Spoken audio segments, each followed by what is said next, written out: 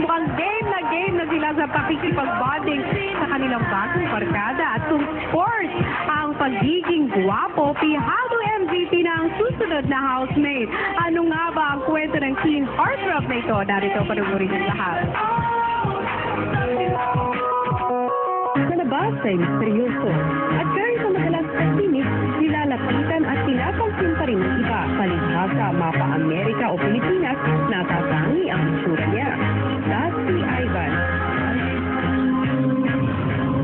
Half Irish, half Pinoy na lumaki sa Los Angeles, Amerika, kung saan maraming Pinoy din ang nakakasalamuha niya. Kaya di nakakapagtakang sa ugali, Pinoy gentleman siya.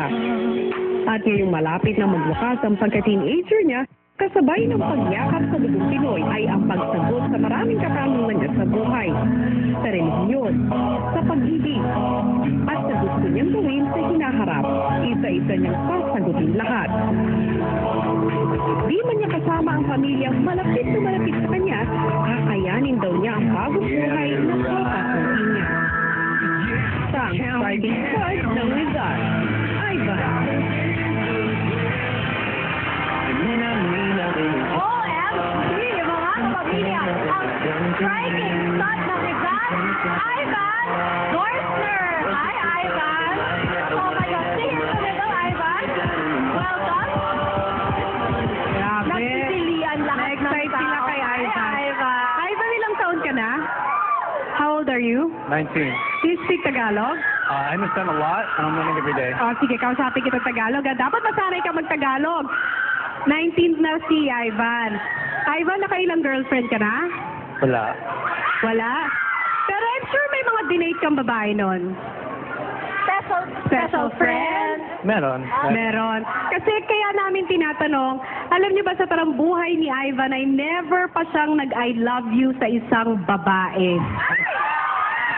Madaming nag-I love you dito ngayon. Eh dito, ang dami na nag-I love you sa'yo. Lumabas ka pa lang, ay, mahal na kita. Kasi kailangan na Bakit napaka-importante sa'yo ng word na I love you na hindi mo mabitawan sa isang babae? Kasi, kailangan na hindi. sige na nga, you can speak English. Oh, go. Go. She has to mean a lot to me.